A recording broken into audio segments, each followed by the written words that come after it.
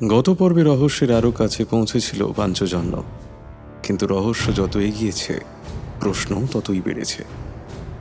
আসামের সেই গভীর জঙ্গলে ঘটে চলা একের পর এক অস্বাভাবিক ঘটনার পিছনে কি সত্যি রয়েছে কোনো অজানা শক্তি, নাকি সবকিছুর আড়ালে লুকিয়ে আছে মানুষেরই তৈরি কোনো ভয়ঙ্কর পরিকল্পনা?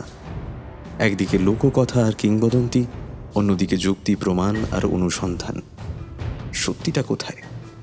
আর সেই সত্যের মুখোমুখি হলে কি অপেক্ষা করছে পাঞ্চজন্যের জন্য? জানতে হলে শুনতেই হবে আজকের পর্ব। শুনতে থাকুন কেয়ার অফ কাহিনী অরিজিনালসের আজকের নিবেদন, সাগর ঘোষের কলমে পাঞ্চজন্য ও সলিউশন এক্স দ্বিতীয় পর্ব।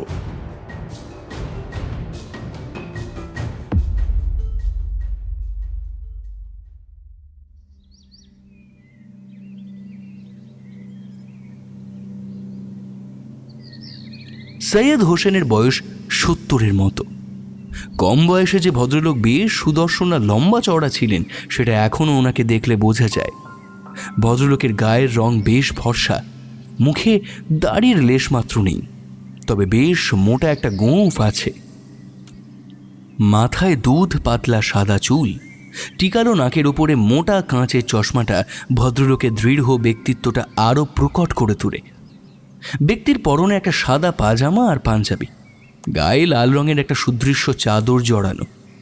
সৈয়দ হোসেনের কথা শুনেই বোঝা গেল তিনি দৈপায়নকে খুব ভালো করেই চেনেন। বলো দৈপায়ন, হঠাৎ আমার কাছে? আর এরা? বন্ডিগাঁওয়ের জঙ্গলে হঠাৎ করে যেসব ঘটনা শুরু হয়েছে সেসব খবর আপনি নিশ্চয়ই জানেন। সেই সম্পর্কেই আপনার সাথে কথা বলতে এসেছি। এরপরে পাঞ্চজন্যর পরিচয়, ওদের পূর্ব কীর্তি ও আগমনের হেতুটা সংক্ষেপে জানিয়ে দিলেন। পাঞ্চজন্য সম্পর্কে সংক্ষেপে শুনলেও বেশ প্রসন্নই হলেন সৈয়দ। বললেন, দেখো, তোমাদের মতো ইয়াং ব্লাড যে এখনো এসব দুঃসাহসিক কাজ করার মতো বুকের পাটা রাখো, সেটা জেনে সত্যিই খুব ভালো লাগছে। দেখো, আমি যা জানি সবই জানাতে রাজি তোমাদের। বলো, কি জানতে চাও? মানিক বিশেষ ভূমিকা না করে মূল কথাতেই ঢুকল। বলল, বৃদ্ধ হেমরান তির্কির কাছে আপনার কথা জানতে পারি। আজ থেকে প্রায় 40 বছর আগে এখানকার মতোই একই রকম বেশ কিছু খুন হয়েছিল ওই জঙ্গলে। ওনার মতে সেই সময় নাকি বারোগাছা জেগে উঠেছিল, আর শুধু তাই নয়, ওনার নাতিকেও নাকি মেরে ফেলেছিল। দৈপায়ন কাকুর কাছ থেকে জানলাম যে সেই সময় আপনি ছিলেন ফরেস্ট অফিসার, তাই আপনার কাছ থেকে ব্যাপারটা একটু ভালো করে জানতে এসেছি। বুঝলাম, কিন্তু ওই বুড়ো এখনো বেঁচে আছে সেটা জেনেই তো অবাক হয়ে যাচ্ছি। হ্যাঁ, হেমরাম তির্কি তোমাদের সব সত্যি কথাই বলেছে। 40 বছর আগে এখনকার মতোই বেশ কিছু রহস্যময় খুন হয়েছিল। আর এই বারোগাছার ব্যাপারটাও স্রেফ ওর ধারণা নয়, সত্যি কথা। মানিক বাদে বাকিরা সবাই প্রায় একসাথেই বলে উঠল, সত্যি, আমি নিজের চোখে বারোগাছাকে দেখেছিলাম। সকলে একটু নড়ে চড়ে বসল। সৈয়দ গুরু গম্ভীর মুখে বলে চললেন, ওই ঘটনা, ওই রাত আর ওই দৃশ্য আমি কোনোদিনই ভুলতে পারবো না। একমাত্র মৃত্যু আমার স্মৃতির পাতা থেকে ওগুলো মুছতে পারে। তখন আমি কাজে জয়েন করেছি, সবে 1 বছর হয়েছে। এই জঙ্গলে ঢুকেই আমি বুঝেছিলাম এখানকার পরিবেশ মোটেও ভালো নয়। চোরা শিকারি, কাঠ পাচার, পলিটিক্যাল লিডারের শোষণ, সব মিলিয়ে একেবারে জগা খিচুড়ি মার্কা একটা পরিবেশ। আমাকে অনেকে সাবধানও করেছিল যাতে কোনো সমস্যায় না জড়াই, কিন্তু অন্যায় দেখে চুপচাপ বসে থাকবো, এজন্য আমার আম্মি আমাকে জন্ম দেননি। এখানে আসার পরে সবটা বুঝে নিয়ে আমি কাজে লেগে পড়ি। যতটা সম্ভব চোরা শিকার আর কাঠ পাচারে সব বন্ধ করতে শুরু করি আমি। এর ফলস্বরূপ আমাকে অনেক হুমকির মুখোমুখি দাঁড়াতে হয়, কিন্তু আমি থেমে যাইনি। এর মধ্যেই একদিন শুনলাম জঙ্গল কেটে নাকি রাস্তা তৈরি হবে। এ খবর আসা মাত্রই জঙ্গলের আদিবাসীরা প্রতিবাদী হয়ে উঠল। নিজেদের উপরে অত্যাচার তারা তবুও মুখ বুজে সহ্য করছিল। কিন্তু এই জঙ্গল ওদের কাছে নিজের মায়ের চাইতেও বেশি। এই জঙ্গল ওরা নিজেদের প্রাণের চেয়েও বেশি ভালোবাসে। ওরা এবারে অস্ত্র ধরল, কিন্তু রাজনৈতিক নেতা আর গুন্ডাদের সামনে লাঠি সরকি নিয়ে আর কতক্ষণই বা যুদ্ধ চালাতে পারে ওরা। ফলত যা হওয়ার তাই হলো। গুন্ডারা গোটা গ্রাম পুড়িয়ে দিল, থরে থরে মানুষ মারা গেল, জঙ্গল তছনছ করলো তারা। কিছুদিন পর আদিবাসীরা একরকম হার মেনেই নেয়। আমি ওদের সাথে ছিলাম এই যুদ্ধে। আমরা তখন ভাবছি যুদ্ধে জেতার আর কোনো সম্ভাবনাই নেই। ঠিক সেই সময় আমাদের পক্ষে যোগ দেয় এক নতুন যোদ্ধা। আর সেই যোদ্ধা কোনো সাধারণ যোদ্ধা ছিলেন না, সে ছিলেন এই জঙ্গলের রক্ষাকর্তা, বারোগাছা। জানি শুনলে বিশ্বাস করবে না, বিশ্বাস করতে বাঁধবে তোমাদের। মাত্র 3 রাতে সন্ত্রাসবাদীদের সকলকে শেষ করে দিয়েছিল সে। প্রায় 5 মাস ধরে চলতে থাকা যুদ্ধের ফলাফল 3 রাতেই সে সামনে এনে দিয়েছিল। জয়ী শক্তিশালী পক্ষ ভাবতেও পারেনি তাদের হার এমন অকস্মাৎ আসতে চলেছে। এরপরেই ওই খুনগুলো নিয়ে আমি খুব কৌতূহলী হয়ে পড়েছিলাম। সেই সময় ঠিক করি একটা রাত এই জঙ্গলে একাই কাটাবো। বারোগাছা আসলে কি তা জেনেই ছাড়বো। সেদিন অনেক রাত পর্যন্ত জঙ্গলের চারিদিকে ঘুরেও যখন কিছু দেখতে পেলাম না, তখন ফিরছিলাম। জঙ্গলের মাঝামাঝি আসতেই আমি নিজের চোখে দেখতে পাই বারোগাছাকে। চাঁদের আলো তখন বেশ ভালোই ছিল। আমার কাছে জোরালো আলোর টর্চ ছিল। আমি স্পষ্ট দেখেছিলাম প্রাণীটাকে। না, প্রাণী নয়, অন্তত এই পৃথিবীতে ওরকম প্রাণী নেই, থাকতে পারে না। জিনিসটা প্রায় 8 থেকে 10 ফুটের এক দানব। মানুষের মতোই সে 2 পায়ে হাঁটে, কিন্তু বেশ কিছুটা সামনের দিকে ঝুঁকে। জিনিসটার গোটা শরীর কালো লোমে ঢাকা, মাথায় গাছের ডালের মতন 2টো শিং আর 2টো চোখ, আগুনের গোলার মতো জ্বলজ্বলে। হ্যাঁ, আমি জানি এসব তোমাদের বিশ্বাস হবে না। আপনি নিঃসংকোচে বলে যান, আমরা সবটাই বিশ্বাস করছি।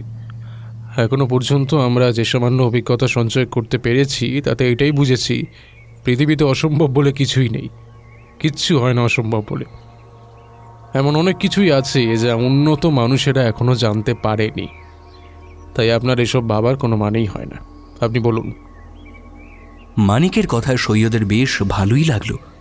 উনি আবার বলতে শুরু করলেন, হাজার চেষ্টা করেও সেদিন নিজের ওপরে আর আয়ত্ত রাখতে পারিনি। ভয় পালিয়ে এসেছিলাম। আর সেই রাতেই হেমরামের নাতনি কোনোভাবে পড়ে যায় বারোগাছার সামনে। আর সেটাই ছিল বারোগাছার শেষ রাত। তারপর আর দেখা যায়নি তাকে। সে আর কোনো খুন করেনি। আর তারপরেই এখানকার ঝামেলাও মিটে যায়। ধীরে ধীরে সব আবার ঠিকঠাক হয়ে যায়।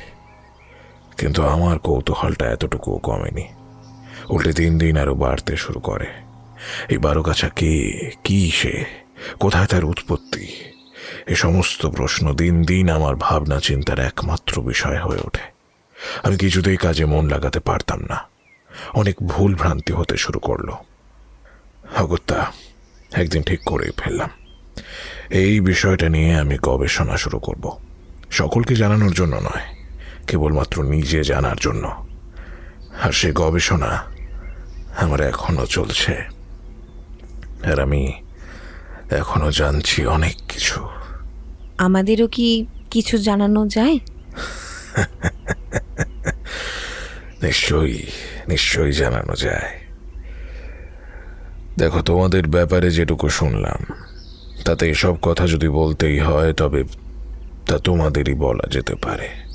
আমি বলবো, সবই বলবো তোমাদের, কিন্তু তার আগে একটু কফির ব্যবস্থা করে আসি। দাঁড়াও, বসো তোমরা।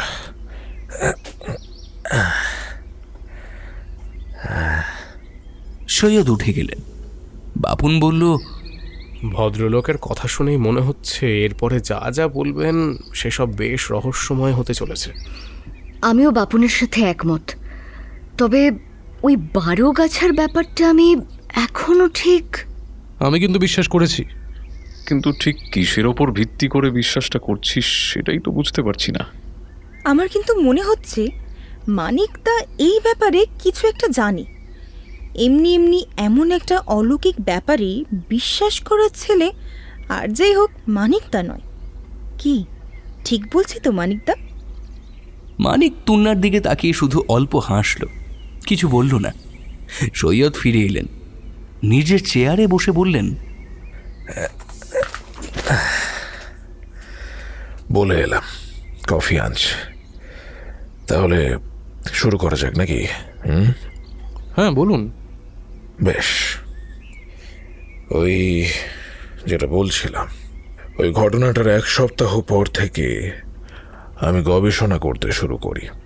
আচ্ছা, তার আগে তোমরা বলো, এই 12 গাছা সম্পর্কে তোমরা ঠিক কতটুকু জানো? বৃদ্ধ হেমরামের কাছ থেকে 12 গাছা সম্পর্কে যেটুকু ওরা জেনেছে সব কটাই মানিক বলল। সব শুনে সৈয়দ বললেন, আসলে 12 গাছার উল্লেখ মারং ফাঁদের লোককথায় প্রচুর পরিমাণে পাওয়া যায়। তোমরা নিশ্চয়ই জানবে, এই আসামের এক সময়ের নাম ছিল প্রাগজ্যোতিষপুর। আর সেই প্রাগজ্যোতিষপুর যে সর্বদিক থেকেই সমৃদ্ধ ছিল সেটাও নিশ্চয়ই তোমাদের জানা। সেই সমৃদ্ধির মধ্যে অনেক কিছুই ছিল, আর সবচাইতে অন্যতম ছিল আয়ুর্বেদিক গাছগাছালি। মারং ফাঁদের লোককথার অলৌকিক দিকটা বাদ দিলে যা পড়ে থাকে তা হচ্ছে জঙ্গলের 12টা মহাশক্তিশালীর ক্ষমতা একত্রিত করে এই 12 গাছা তৈরি হয়। আমি যে বিভৎস রূপ সেদিন জঙ্গলে দেখেছিলাম তার সাথে মারং ফাঁদের লোককথায় 12 গাছার যে বর্ণনা পাওয়া যায় তার অনেক মিল। আর সত্যি বলতে, এসব জানার পরেই আমার কৌতূহল আরও বেড়ে যায়। আমি আরও পড়াশোনা শুরু করলাম। বছরের পর বছর কাটতে লাগলো, অনেক কিছু জানতে পারলাম। কিন্তু আসল ব্যাপারটা জানতে পারলাম রিটায়ারমেন্টের ঠিক 4 মাস পরে। দেখো, সত্যি বলতে, দেখতেই তো পাচ্ছ আমায়। এমনিতে বিয়ে থা করিনি, সংসারের পিছুটান কোনো কালে ছিল না। ফলত গবেষণার জন্য এখানেই থেকে যাই, জঙ্গলের ভেতর ঘুরতে ঘুরতে। আর হঠাৎ করেই একদিন জঙ্গলের ভেতর ঘুরতে ঘুরতে একটা ভাঙা মন্দিরের ভেতর থেকে বহু প্রাচীন কোনো পুঁথির 5টা পাতা খুঁজে পাই। দাঁড়াও 1 মিনিট দাঁড়াও, পাতা কটা কোথায় রেখেছিলাম, নিয়ে আসি। দাঁড়াও, বসো, দাঁড়াও, একটু দাঁড়াও। সৈয়দ উঠে গেলেন। অল্পক্ষণ পরে আবার ফিরে এলেন। তাঁর সাথেই এক ভৃত্যস্থানীয় লোক এসে কফি আর কিছু বিস্কুট রেখে গেল। সৈয়দ পুঁথির পাতাগুলো এগিয়ে দিলেন মানিকের দিকে। পাতাগুলো দেখা মাত্র মানিকের চোখ একেবারে জল জল করে উঠল। পাতাগুলো যে অনেক পুরনো সেটা দেখেই বোঝা যায়। সেগুলো ঠিকঠাক রাখার জন্য প্লাস্টিক ল্যামিনেশন করা। পাতাগুলোর সংস্কৃত ভাষায় সুন্দর হস্তাক্ষরে লেখা। যদিও কালি অনেকটাই হালকা হয়ে গেছে, তবু লেখাগুলো পড়তে কোনো সমস্যা হয় না। কয়েক মিনিট ভালো করে পাতাগুলো দেখে মানিক বলল, দেখে যা মনে হচ্ছে এগুলোর বয়স তো কম করেও 2 থেকে 2,500 বছর। হ্যাঁ, ওই রকমই হবে। আমি পরীক্ষা করে দেখেছি, এগুলো সম্রাট অশোকের সমসাময়িক। কিন্তু এই পাতাগুলোর বিশেষত্বটা কি টের পাচ্ছ? হ্যাঁ, চামড়ার তৈরি পাতার কথা বলছেন তো? কারেক্ট, একদম ঠিক। সে সময় পাথর খোদাই করা হতো, তাল পাতার ওপর লেখা হতো। কিন্তু চামড়ার ওপরে লেখার ব্যাপারটা কিছুটা অদ্ভুত তো বটেই। আর শুধু তাই নয়, ওই চামড়া কোনো পশুর নয়, মানুষের। একজন মানুষ নয়, অনেকের চামড়া দিয়ে ওই পাতাগুলো তৈরি হয়েছে। জানি অবাক লাগছে, কিন্তু এটাই সত্যি। ভালো করে দেখো, বুঝতে পারবে। বাপন এবারে জিজ্ঞাসা করলো, কিন্তু এই পাতাগুলোর সাথে এখানকার ঘটনাগুলোর ঠিক কি সম্পর্ক আছে? এই পাতাগুলোর সাথেই বারোগাছা আর এখানকার অস্বাভাবিক মৃত্যুগুলোর সম্পর্ক সবচাইতে ঘনিষ্ঠ বলতে পারো। ওই পাতাগুলোই একটা বিশেষ ঘটনার কথা বলা আছে। সেখানে বলা আছে কেমন করে নির্দিষ্ট 12টি গাছের রস একত্রিত করে এক বিশেষ ধরনের যৌগ তৈরি করা যায়। যদিও সম্পূর্ণ পদ্ধতিটা বইতে নেই, তবে আমার ধারণা সেটা ওই বাকি পুঁথিতে ছিল। এবারে সেই পুঁথি কোথায় তা আমি জানি না, অনেক খুঁজেও আমি আর খুঁজে পাইনি। তবে পুঁথির পাতাগুলো এই কথা বলা হয়েছে, তুই বিশেষ যৌগ প্রয়োগ করে একজন মানুষকে অমর করে দেওয়া সম্ভব। শুধু তাই নয়, এই যৌগর প্রয়োগ ঘটিয়ে কোনো মানুষের চারিত্রিক, মানসিক, দৈহিক এই 3 বৈশিষ্ট্যেরই সম্পূর্ণ পরিবর্তন করা সম্ভব। একদম শেষ পাতায়, এই পুঁথির একদম শেষ পাতায় একটা ছবি আঁকা আছে, দেখো। মানিকরা সকলেই সেই ছবি দেখল। কালি হালকা হয়ে এলেও মোটামুটি বোঝা যাচ্ছে ছবিটা। ছবিতে প্রথমে আঁকা হয়েছে একজন সাধারণ মানুষকে, আর তার ঠিক পাশেই আঁকা হয়েছে একটা অদ্ভুত প্রাণীকে। তার উচ্চতা মানুষের থেকে অনেকটা বেশি, আর দৈহিক গঠন ঠিক সৈয়দের বলা বারোগাছার মতোই। দৈপায়ন এবারে বিস্মিত সুরে বললেন, এর মানে বারোগাছা সত্যি ছিল? আমি নিজের চোখে যা দেখেছিলাম তা অস্বীকার করতে পারি না, আর এই পাতাগুলো পাওয়ার পর আমার সেই বিশ্বাস আরো দৃঢ় হয়েছে। কিন্তু স্রেফ কয়েকটা গাছের রসের সাহায্যে একজন মানুষকে এমন দানবে পরিণত করা কি সম্ভব? এবারে কিন্তু আমারও মনে হচ্ছে এইসব সম্ভব রে টুয়া। তুইও দেখ, রাহুল গ্রাস আর নবম বিদ্যার কেসটার পরে অবিশ্বাস্য জিনিসের ওপর আমার এমনিই বিশ্বাস জন্মে গেছে। তবে এই ব্যাপারটা সত্যি প্রথমে বিশ্বাস করতে পারছিলাম না। তোর বিশ্বাসটা আর একটু বাড়িয়ে দিচ্ছি, শোন। কফির কাপে একটা চুমুক দিয়ে মানিক বলল, তা তুই একদম ঠিকই বলেছে। নবম বিদ্যার সময় আমরা অশোকের যে গোপন সংঘের কথা জেনেছিলাম, সেই সঙ্গে যে 9 জন পণ্ডিত 9টা বিষয় নিয়ে চর্চা করতেন, তার মধ্যে অ্যালকেমি যেমন একটা বিষয় ছিল, তেমনই আরেকটা বিষয় ছিল মাইক্রোবায়োলজি। নবম বিদ্যার ঘটনাটার পর থেকেই আমি এই বিষয়টা নিয়ে পড়াশোনা করতে শুরু করি। এই বিষয়ের বেশ কিছু বিশেষজ্ঞের ধারণা, কলেরার টিকার ফর্মুলা সেই গোপন সংঘের কোনো এক গোপন পুঁথির পাতা থেকে পাওয়া গিয়েছিল। সেই পুঁথির বিষয়টা ছিল মাইক্রোবায়োলজি। অনেক বিশেষজ্ঞই মনে করেন ওই পুঁথিতে এমন অনেক ফর্মুলাই ছিল যার প্রয়োগ ঘটিয়ে যেমন মৃতদেহে প্রাণ সঞ্চার করা যায়, তেমনই একজন জীবিত মানুষকে কয়েক সেকেন্ডের মধ্যে একটা জলজ্যান্ত দানবে পরিণত করা সম্ভব। মানিকদের কথা শুনে আমার শুরু থেকেই মনে হচ্ছিল ও এই ব্যাপারে অনেক কিছুই জানে। কিন্তু মানিকদা, সব সময় তুমি এমন কথা চেপে রেখে কিন্তু ঠিক করো না। মানিক তুন্নার দিকে চেয়ে হেসে বলল, আসলে ব্যাপারটা নিয়ে আমার সির্ফ একটা সন্দেহ তো ছিলই, কিন্তু ঠিক করে কোনো ভিত্তি ছিল না, তাই নিজে বিশ্বাস রাখলেও তোদের কখনোই বলিনি। কিন্তু এখন তো দেখছি আমার ধারণাটাই ঠিক। তার মানে এখানে কেউ সেই গোপন ফর্মুলা তৈরি করে ফেলেছে, আর সেই বারোগাছা তৈরি করেছে। এসব যে এখনো অবিশ্বাস্যই লাগছে। না না, মানিক একেবারেই ঠিক বলেছে।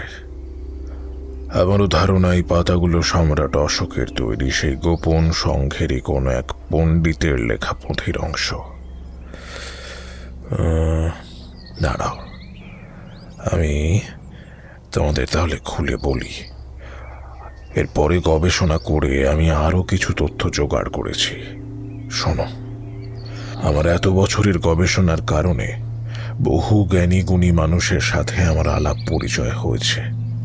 তাঁদের কাছ থেকেই জানা, এই মানুষ থেকে দানব বানানোর ব্যাপারটা নাকি প্রাচীন ভারতের আরও কিছু পুঁথিতে উল্লেখ করা রয়েছে, যদিও সেসব পুঁথিতে এই পদ্ধতির বিবরণ দেওয়া হয়নি।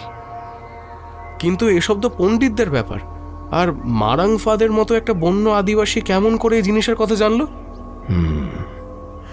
এ প্রশ্নের উত্তরও আমি খুঁজে বের করেছি। আসলে মারাংফাদের লোককথার মধ্যে প্রচুর গান পাওয়া যায়। বলতে গেলে গানের মাধ্যমেই ওরা নিজেদের পূর্বপুরুষদের কথা বলতো। মারাংফারা এই জঙ্গলের বহু প্রাচীন আদিবাসী ছিল, কিন্তু গানগুলোর কয়েকটায় উল্লেখ আছে এই জঙ্গলে এক দেবদূতের আবির্ভাব হয়েছিল বহু বছর আগে। সেই দেবদূতের রূপের সাথে এখানকার মানুষের কোনো মিল নেই, উল্টে চাইনিজদের সাথে সেই দেবদূতের রূপের বর্ণনার হুবহু মিল আছে অনেক। তা সেই দেবদূত নাকি মরা মানুষকেও বাঁচাতে পারত, মানব শরীরের যে কোনো রোগ সারিয়ে ফেলতে পারত স্রেফ কিছু গাছগাছালির সাহায্যে। মারাংফারা এই বুনো গাছগাছালি সম্পর্কে অনেক কিছুই জানত। দেবদূতের সেই অস্বাভাবিক ক্ষমতা দেখার পরে তারা স্বাভাবিকভাবেই তাকে মাথায় করে রাখতে শুরু করে, আর সেই দেবদূতই মারাংফাদের বহু গোপন বিদ্যা শিখিয়ে দিয়ে যায়। আরও একটা অদ্ভুত ব্যাপার আমি জানতে পেরেছি। তারা সেটা হচ্ছে এই দেবদূত কিন্তু বেশি দিন এখানে থাকেননি, চলে গিয়েছিলেন উত্তরের দিকে। কিন্তু যাওয়ার আগে মারাংফাদের যে দলপ্রধান ছিল তার দায়িত্বে অনেক অনেক মহামূল্য জিনিস নাকি দিয়ে গিয়েছিল সেই দেবদূত।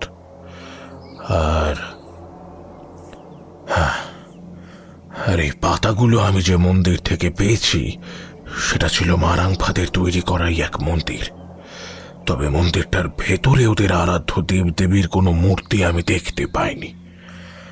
দেখো, আমার ধারণা, সত্যি বলতে আমার ধারণা, ওই মন্দিরটা মারাংফারা তৈরি করেছিল সেই দেবদূতের স্মৃতির উদ্দেশ্যেই।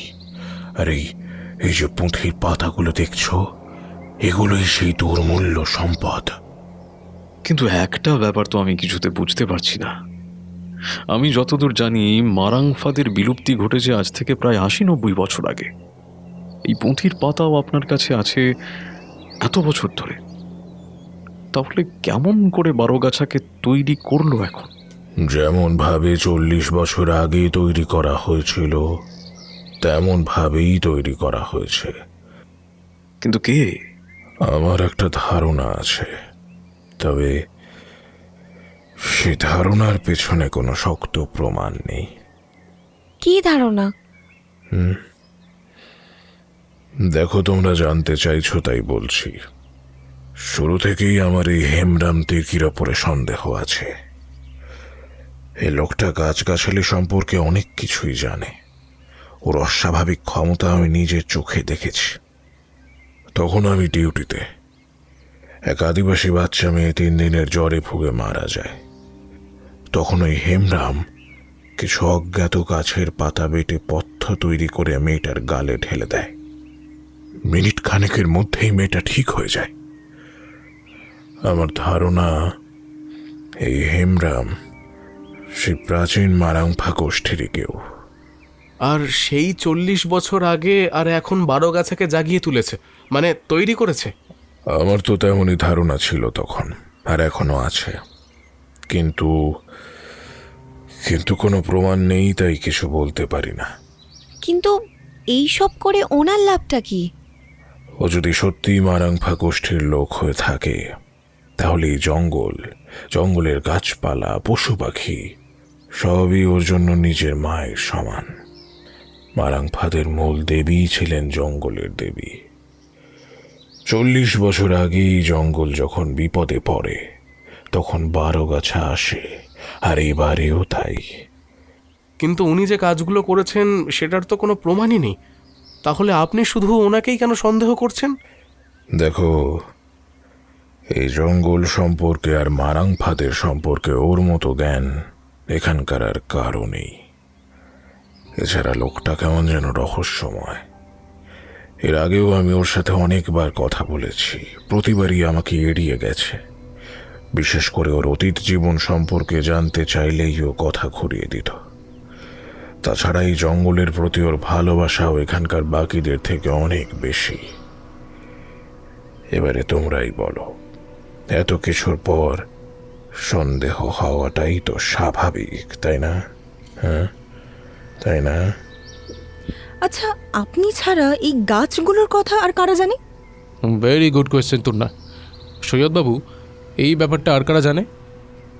সৈয়দ অল্পক্ষণ ভেবে বললেন, আমার মনে হয় আমি ছাড়া হেমরাম। হেমরাম জানে। এছাড়া আমি আর প্রফেসর ভট্টাচার্য জানেন কিছুটা। উনি ব্যাপারটা আমার কাছ থেকেই জেনেছেন, বেশ জ্ঞানী ব্যক্তি। দিল্লির একটা কলেজে বায়োকেমিস্ট্রি পড়ান। এছাড়া পুরাণ আর ভারতীয় প্রাচীন পুঁথিপত্তরে বর্ণিত নানান ঔষধি গুণ সম্পন্ন গাছপালার খোঁজাখুঁজি করেন। সেই সূত্রেই ওনার সাথে আমার আলাপ। তা সেই আগের বছর। সৈয়দের কথার মধ্যেই টুয়া বলল, দিল্লির কলেজের বায়োকেমিস্ট্রির প্রফেসর ভট্টাচার্য, ওনার নাম কি নীলাম্বর ভট্টাচার্য? হ্যাঁ হ্যাঁ হ্যাঁ। তা তোমরা ওনাকে চেনো নাকি? হ্যাঁ, দেখুন, চিনি বলতে ওই ট্রেনে ওনার সাথে আলাপ হয়েছিল। উনি বলেছিলেন যে এখানেই থাকেন। এসবের মধ্যে ভুলেই গিয়েছিলাম। আচ্ছা, উনি কি কোনোভাবে? মানিককে শেষ করতে না দিয়ে সৈয়দ বললেন, না না না না, উনি এসব কোনোভাবেই করতে পারবেন না। তার সবচেয়ে বড় কারণ হচ্ছে যে 12টা গাছের কথা ওই পাতা কটায় বলা, তার মধ্যে আমি যে কটা পাতা পেয়েছি সে কটা বাদ দিয়ে বাকিগুলো সম্পর্কে আর কিছুই জানা যায়নি। আমি অনেক বড় বড় গবেষকদের সাথেও কথা বলেছি, সেই সব গাছের খোঁজ কোথাও পাইনি। আর তাছাড়া উনি শুধু গাছপালা খোঁজেন, এসবের ব্যাপারে ওনার কোনো ইন্টারেস্ট নেই। ওনার ধারণায় সবই মন গড়া। গাছগুলোর কোনো ঔষধি গুণাগুণ থাকলেও বাকিটা নাকি স্রেফ রং চড়ানো। এরপরে আরও কিছুক্ষণ কথা বলে সৈয়দকে বিদায় জানিয়ে ওরা উঠে পড়ল। গাড়ির কাছে এসে দ্বৈপায়ন জিজ্ঞাসা করলেন, একবার কি ওই প্রফেসরের কাছ থেকে ঘুরে আসবি? না, এখন আর ওখানে যেতে ইচ্ছা করছে না। ফেরা যাক, অনেক তথ্যই তো পাওয়া গেল। এবারে ব্যাপারটা নিয়ে একটু ভালো করে ভাবতে হবে। অনেক আলোচনা প্রয়োজন। ওরা জিপে উঠে পড়ল। জিপ ছুটল বন্ডিগাঁও ফরেস্ট বাংলোর উদ্দেশ্যে।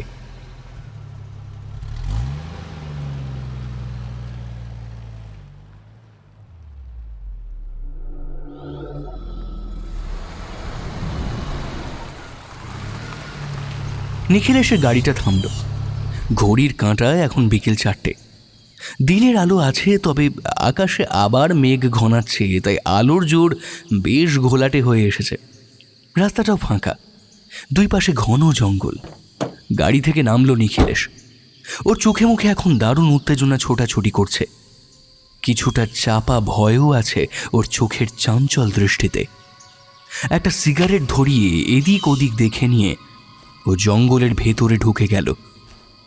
সেকেন্ড দিনেক পরে কিছুটা দূরে রাস্তার উল্টো দিকের জঙ্গলের একটা মোটা গাছের আড়াল থেকে বেরিয়ে এলো বছর 30-এর এক ব্যক্তি। লোকটার চোখে মুখে পুলিশি কঠোরতা সুস্পষ্ট। ওর নাম শশাঙ্ক। নিখিলেশের ওপরে সারাক্ষণ নজর রাখা আর ঠিকঠাক সময়ে অফিসার ঠাকুরিয়াকে ইনফর্ম করাই ওর কাজ। দ্রুত পায়ে রাস্তা পার করে শশাঙ্ক নিখিলেশের গাড়ির কাছে এসে দাঁড়ালো। আশপাশটা একটু ভালো করে দেখে নিল। কেউ কোথাও নেই। তবুও ও সার্ভিস রিভলভারটা বের করে হাতে নিল। তারপরে খুব সাবধানী পায়ে জঙ্গলের ভেতরে ঢুকে গেল। কিছুটা যাওয়ার পরই নিখিলেশের দেখা পেল শশাঙ্ক। সে দৃঢ় পায়ে সামনের দিকে এগিয়ে যাচ্ছে। বোঝাই যায় এখানে এর আগে সে অনেকবার এসেছে। শশাঙ্ক চুপচাপ ফলো করে গেল। আরও প্রায় মিনিট 20 জঙ্গলের মধ্যে দিয়ে যাওয়ার পরে ফাঁকা জায়গাটা দেখতে পেল শশাঙ্ক। জঙ্গলের গাছপালা এখানে অনেকটাই কম। ফাঁকা জায়গায় পিছনে ফিরে দাঁড়িয়ে আছে একটা লোক। লোকটার উচ্চতা মাঝারি, পরনে নীল শার্ট আর কালো প্যান্ট, মাথায় কালো গোল টুপি আর ঠোঁটের কোণে চুরুট। লোকটার বয়সটা ঠিক আন্দাজ করতে পারল না শশাঙ্ক। এই লোকটাকে এর আগেও কখনো দেখেনি। নিখিলেশ সিগারেট ফেলে এগিয়ে গেল লোকটার দিকে। শশাঙ্ক নির্দিষ্ট দূরত্ব রেখে একটা ঝোপের আড়ালে চলে গেল। রিভলভারটা যথা জায়গায় ঢুকিয়ে মোবাইলটা বের করল। ক্যামেরা বের করে তাক করল সামনের দিকে। নিখিলেশ গিয়ে দাঁড়ালো লোকটার সামনে। ওদের কথা শুরু হলো। শশাঙ্ক যেখানে দাঁড়িয়েছিল সেখান থেকে ওদের কথা খুব ভালো করে শোনা না গেলেও কিছু কিছু শুনতে পাচ্ছে। তবে বুঝতে পারল টুপি পরা লোকটা যে অত্যন্ত উত্তেজিত হয়ে কথা বলছে আর নিখিলেশ সাফাই দিতে চাইছে সেটা ভালোভাবেই বুঝতে পারছে। তোমাদের জন্য দুটো বড় কন্ট্রাক্ট হাতছাড়া হয়ে গেল। আমার কতটা ক্ষতি হলো বুঝতে পারছো? স্যার, আমরা সব রকম চেষ্টাই করেছি। আমার দাদাও তো। সে মরেছে, বাঁচা গেছে, ও নিয়ে আমার কিচ্ছু আসে যায় না। আমার দরকার শুধু টাকা, টাকা, বুঝলে? যেমন তোমাদের পিছনে আমি টাকা ঢালছি, তেমনই টাকা তুলেও নিতে জানি। এখন সমস্যাটা কি হচ্ছে সেটা বলো। খুনগুলোর জন্যে স্যার কোনো লোক এখন জঙ্গলে যেতে চাইছে না, সবাই ভয় পাচ্ছে। চুপ! আর একটা কথা বলে দিচ্ছি, কান খুলে শুনে নাও। কেমন করে তোমার লোকেদের মানাবে আর কেমন করে কাজ করাবে সেসব আমি জানি না। আমি শুধু কাল সকাল হলে শুনতে চাই কাজ হয়ে গেছে, ব্যাস। তা না হলে এবারে তোমার লাশ জঙ্গলে পড়ে থাকবে, বুঝলে? কিন্তু স্যার। আমি কোনো কিন্তু শুনতে চাই না। ওদিকে হাতির দাঁতের জন্য প্রায় রোজ কেউ না কেউ ফোন করছে, কিন্তু মাল দিতেই পারছি না। স্টকের মালও সব শেষ। শালা কি যে হচ্ছে! হাতির দাঁত মানে স্যার? আরে চপ বোকা, ওসব তোমাকে ভাবতে হবে না। আজ রাতে যেমন করেই হোক কাজটা শেষ করো, নইলে কালকের দিনটা তুমি আর শেষ করতে পারবে না, বুঝলে? চললাম। টুপিধারী লোকটা আর একটাও কথা না বলে সেখান থেকে চলে গেল। নিখিলেশ কয়েক মিনিট চুপচাপ দাঁড়িয়ে রইল। তারপরে একটা সিগারেট ধরিয়ে পর পর বেশ কয়েকটা টান দিল। তারপরে বেশ জোরে একটা চিৎকার করে পাশের গাছে একটা মোক্ষম ঘুষি মারল, আর সাথে সাথে যন্ত্রণায় চিৎকার করে উঠল। তারপরে জঙ্গল থেকে বেরোনোর পথ ধরল। নিখিলেশ চলে গেলে শশাঙ্ক আড়াল থেকে বেরিয়ে এলো। ও যে একেবারে রাঘব বোয়ালের সন্ধান পেয়েছে সেটাও বেশ বুঝতে পারছে। খবরটা যত তাড়াতাড়ি সম্ভব অফিসার ঠাকুরিয়াকে দিতে হবে। শশাঙ্ক সাবধানী পায়ে সামনের দিকে এগিয়ে গেল।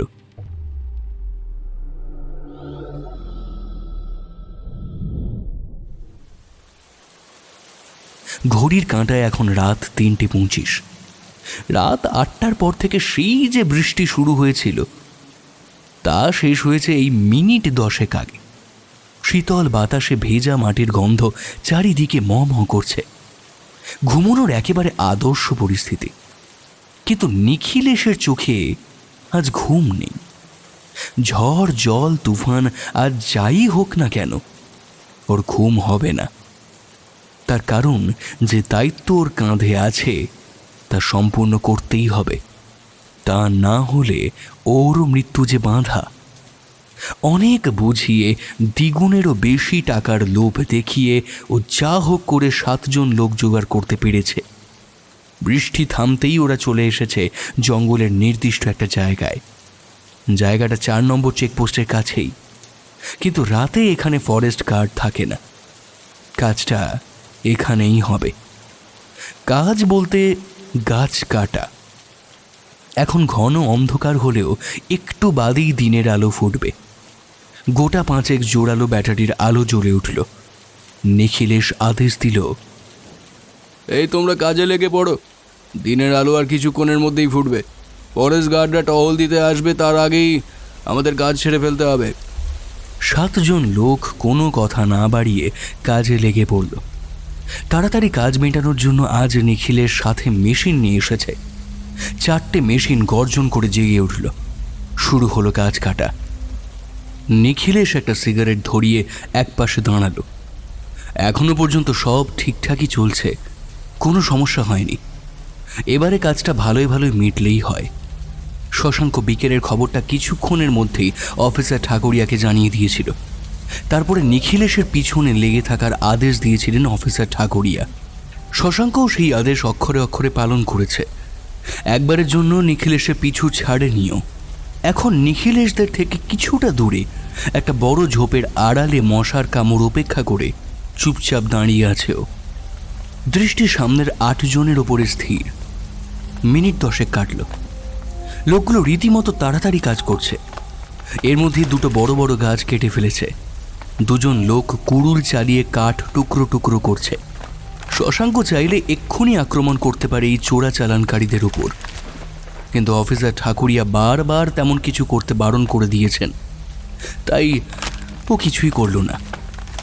আরও কয়েক মিনিট কাটল। আরও একটা গাছ কাটা পড়ল।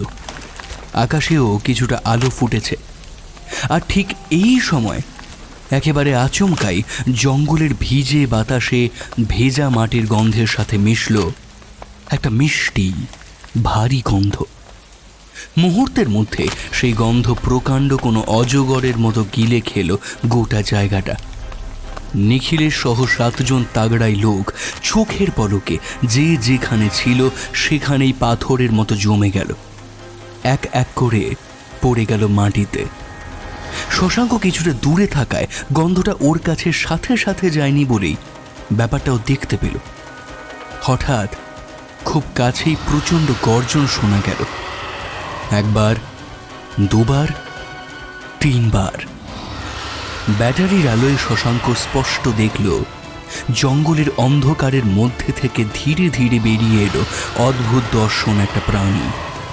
প্রাণীটা মানুষের মতোই 2 পায়ে দাঁড়িয়ে।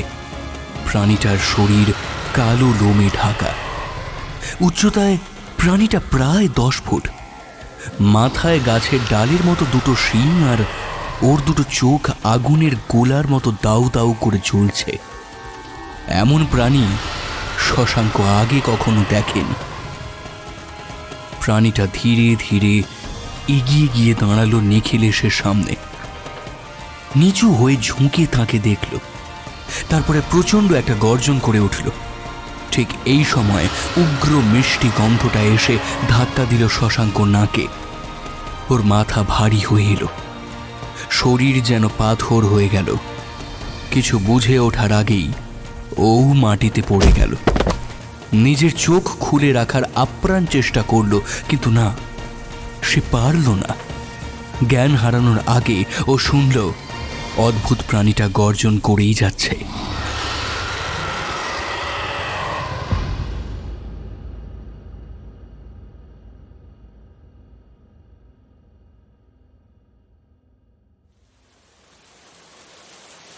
রণজিৎ বলল, সুরাজ, তো তো বলতে গেলে এখানকারই ছেলে। এই 12 গাছা সম্পর্কে কিছু জানিস না? সুরাজ চায়ের কাপে একটা চুমুক দিয়ে বলল, জানি বলতে 12 গাছা হচ্ছে জঙ্গলের রক্ষাকর্তা। আর ছোটবেলায় ঠাকুরদার কাছে শুনেছি 12 গাছা যখন জেগে ওঠে তখন রাতে ঘরের বাইরে পা রাখতে নেই সাপ, বিশেষ করে জঙ্গলে। 12 গাছা নাকি খুব রাগী অপদেবতা। জেগে ওঠার পরে সে সামনে যাকে পায় তাকেই শত্রু বলে মনে করে আর বিভৎসভাবে খুন করে। রণজিৎ আর সুরাজ ফরেস্ট গার্ডের কাজ করছে বছর 2 হচ্ছে। জঙ্গলে এখন যা সব চলছে তাই 2 বছরে ওরা কখনো হতে দেখেনি। আজ ওরা আছে চেকপোস্ট নম্বর 3-এ। যেসব ঘটনা ঘটছে, তারপরে রাতে জঙ্গলে থাকার ইচ্ছে রণজিৎ বা সুরাজ দুজনেরই কারো ছিল না, কিন্তু কিছু করার নেই। কাজে তো আর না করা যায় না, তাই ভয়ে চেপে ওরা নাইট গার্ডের কাজে চলে এসেছে। অন্য সময় রাতে গার্ড দেওয়ার সময় মাঝে মধ্যে ওরা আশেপাশে কয়েকবার টহল দিয়ে আসে, কিন্তু আজ চেকপোস্ট ছেড়ে একবারের জন্যও বের হয়নি। গোটা রাতটা মোটামুটি কোনো সমস্যা ছাড়াই কেটে গেছে। আর কিছুক্ষণ পরেই দিনের আলো ভালোভাবে ফুটে যাবে, আর ওরাও হাঁফ ছেড়ে বাঁচবে। রণজিতের এমনি ভয় নেই, তবে ভূত বা অলৌকিকের প্রতি ভয় আছে, এবং সেটা বেশ ভালোই আছে। সুরাজের কথা শুনে ও ভয় ভয় স্বরে বলল, বলছিস কি রে সুরজ? এই কথাটা আগে বলবি না? সুরাজ মোটামুটি সাহসী, অল্প হেসে বলল,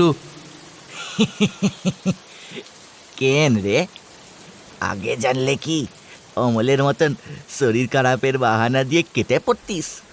শালা তুই হাসছিস, এদিকে আমার বুক শুকিয়ে যাচ্ছে। ভাব একবার এক্ষুনি যদি এখানে বারোগাছা চলে আসে তাহলে কি হবে।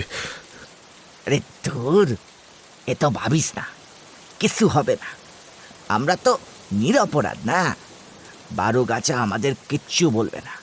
আর তাছাড়া সকাল হলো বলে, আর তো মাত্র কিছুক্ষণ, এ তো ভাবিস না, শাখা। রণজিৎ আর কিছু বলল না, চায়ের কাপটা তুলে নিল, দুবার ফুঁ দিয়ে কাপ ঠোঁটে ঠেকালো। কিন্তু ওর জিভ আর চায়ের স্বাদ পেল না, কারণ তার আগেই চেকপোস্টের খুব কাছ থেকে প্রচণ্ড একটা গর্জন ভেসে এলো। সাথে সাথে কেঁপে উঠল রণজিৎ। গর্জনটা ধাক্কায় সুরাজও কেঁপে উঠেছে। রণজিৎ আর সুরাজ দুজনের চোখ মুখে চিন্তা, ভয় আর কৌতূহল মেশানো অদ্ভুত এক ভাবে ঢাকা পড়ে গেল। ওরা দুজনেই বুঝতে পেরেছে এই গর্জন জঙ্গলের কোনো সাধারণ প্রাণীর নয়। রণজিৎ কম্পিত স্বরে প্রায় ফিস ফিস করে বলল, সুরাজ, সুরাজ, এটা কি? কথা শেষ করতে পারল না রণজিৎ, তার আগেই আরেকটা গর্জন ভেসে এলো, এবারে চেকপোস্টের একেবারে তলা থেকে। সুরাজ হাত বাড়িয়ে রাইফেলটা নিয়ে নিল। রণজিতের দিকে চোখের ইশারা করলে সেও কাঁপা কাঁপা হাতে রাইফেল তুলে নিল। আবার গর্জন ভেসে এলো। সুরাজ এবারে ধীর হাতে চেকপোস্টের দরজায় টান দিল। ওরা মাটি থেকে বেশ কিছুটা উপরে, তলায় যাই থাকুক, উপর পর্যন্ত আসার আগে ওরা অল্প হলেও সময় পাবে, গুলি চালানোরও সময় থাকবে। বাইরে বেরিয়েই সুরাজ টর্চের আলো ফেলল নিচের দিকে। রণজিৎ ওর পিছন পিছন বেরিয়ে এসেছে। টর্চের জোরালো আলোর বলয়ের মধ্যে ওরা দুজন অবাক হয়ে দেখল চেকপোস্টের তলায় উপস্থিত হয়েছে ভয়ঙ্কর একটা প্রাণী। এই প্রাণীকে আগে ওরা কখনো দেখেনি। প্রাণীটার গোটা শরীর ঘন কালো রোমে ঢাকা, মুখটা মানুষ আর কুকুর মেশানো অদ্ভুত রকমের, আর দুটো চোখ উজ্জ্বল হলুদ। প্রাণীটা ওপরের দিকে তাকালো। দুজন মানুষকে দেখে সে দ্বিগুণ রাগে গর্জে উঠল। রণজিৎ আর অপেক্ষা করল না, পরপর দুটো বুলেট চালিয়ে দিল। রাইফেলের গর্জনে কেঁপে উঠল জঙ্গলের কাক ভোরের পরিবেশ। বুলেট দুটোর প্রথমটা লক্ষ্যভ্রষ্ট হলেও দ্বিতীয়টা লক্ষ্যে আঘাত হানল। বুলেটটা গিয়ে লাগলো প্রাণীটার গায়ে। সাথে সাথে প্রাণীটা রাগ আর যন্ত্রণা মেশানো একটা গর্জন করল। এবারে সুরাজও গুলি ছুঁড়ল, কিন্তু এই বুলেটটা প্রাণীটার গায়ে লাগলো না। কিন্তু নিজের বিপদ বুঝেই প্রাণীটা ছুটে জঙ্গলের ভেতর ঢুকে গেল। ভোরের প্রথম ঝাপসা আলোতেও ওরা দেখল জঙ্গলের বড় বড় গাছগুলো তুলে উঠছে, প্রাণীটা সামনের দিকে ছুটে পালাচ্ছে। কয়েক মিনিট অপেক্ষা করে যখন ওরা নিশ্চিত হলো যে প্রাণীটা চলে গেছে, তখন ওরা ঘরের মধ্যে ঢুকল। সুরাজ কোনো সময় নষ্ট না করে ওয়াকি টকিটা তুলে নিয়ে বলল, hello hello, headquarter, Suraj Sabang reporting from checkpost number 3. We need help. Hello, we need help.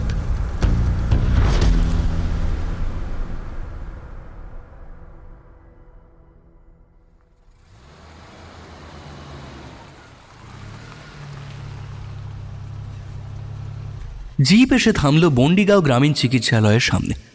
Zip থেকে নেমে পাঞ্চজন্য আর দৈপায়ন চিকিৎসালয়ের ভেতরে ঢুকল। গ্রামীণ চিকিৎসালয় যেমন হয় এটা তেমনই, তবে বেশ পরিচ্ছন্ন আর পরিপাটি। পরপর বেশ কয়েকটা বেড সাজানো আছে, একটা বাদে সবকটাই ফাঁকা। বেডে আধশোয়া হয়ে বসে আছে শশাঙ্ক।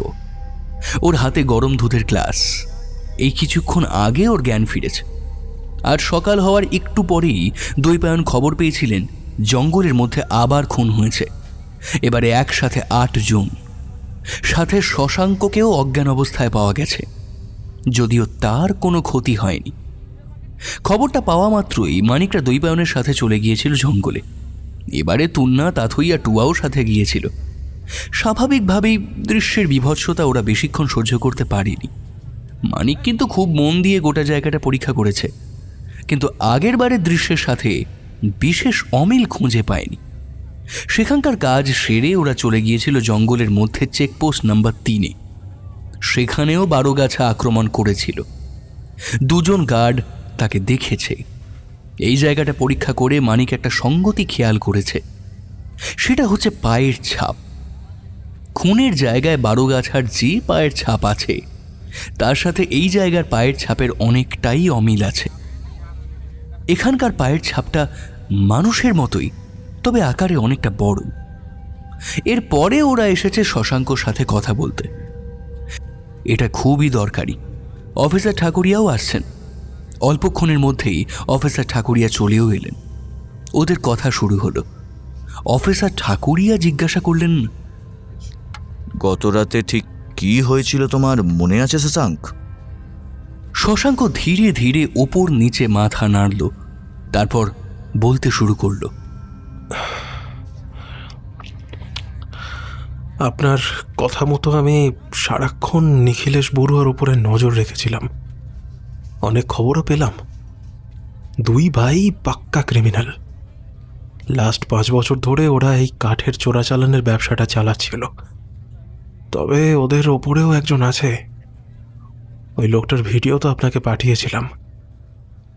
ওই লোকটা সম্পর্কে কিন্তু কিছুই জানতে পারলাম না।